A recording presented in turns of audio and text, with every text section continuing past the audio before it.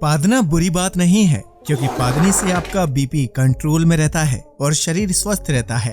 पाद को रोकना आपके लिए हानिकारक हो सकता है, क्योंकि कई बार ये गैस दिमाग में जाकर सिर दर्द का कारण बन जाती है। शायद आपको पता नहीं होगा कि दुनिया में सभी जीव जंतुओं में सबसे ज्यादा पादने वाला जीव दीमक है। आजकल तो मार्केट में ऐसी दवाइयां भी आने लगी हैं जिन्हें खाने के बाद आपको पाद से चॉकलेट और गुलाब की खुशबू भी आती है। लेकिन पादने के इतने फायदे होने के बाद भी कभी कभी हमें दूसरों के सामने शर्मिंदा होना पड़ जाता है। ऐसा ही एक वाकया अभी कुछ दिन पहले दुबई की एक फ्लाइट में हुआ। दरअसल दुबई से ऑस्ट्रेलिया जाने वाली एक फ्लाइट में एक बंदे को पेट की बीमारी थी।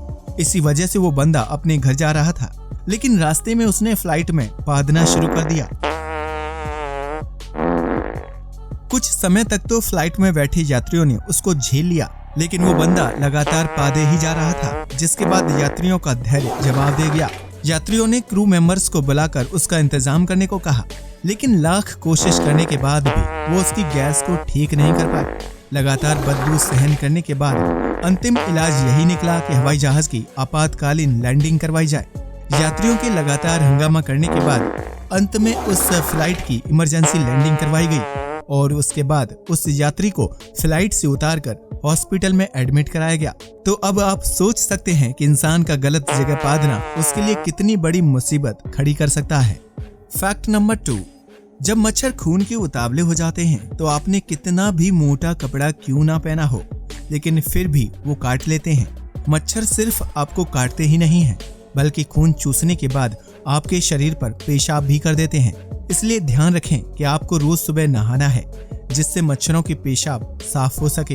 अगर आप चाहते हैं कि कोई मच्छर आपके शरीर पर बैठकर पेशाब ना कर पाए और आपका खून भी ना चूस पाए, तो उसके लिए जैसे ही कोई मच्छर आपके शरीर पर बैठे, आप उस हिस्से को टाइट कर लें, जिससे वो मच्छर उड़ नहीं पाएगा। और अगर आप चाहें तो उसको एक थप्पड़ लगाकर वहीं ढेर कर सकते हैं। फैक्ट नंबर 3, आपने कई बार दो दूर खड़े पेड़ों या फिर दो दीवार के बीच मकड़ी का जाला जरूर देखा होगा। क्या आपके जहन में कभी ये सवाल आया कि आखिर मकड़ी इतना दूर तक जाला कैसे तैयार कर लेती है? क्या वो उड़कर जाला बनाती है या फिर वो नीचे उतरकर पैदल चलकर जाला बुनती है? आपको ये सवाल आया हो या ना आया हो, लेकिन मैं बचपन में हमेशा ये सोचता था कि एक छोटी सी मकड़ी ने इतनी दूरी कैसे तय की होगी। तो इसका जवाब शुरू होता है मकड़ी के जाल बनाने की प्रक्रिया से।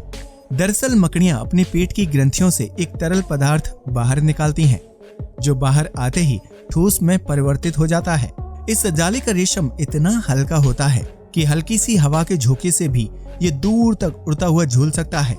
यहाँ तक कि ये धरती से निकलती हुई गर्मी से भी हवा में झूल जाता है। चिपचिपा होने की वजह से ये पेड़ की टहनियों या फिर दीवार से चिपक जाता है।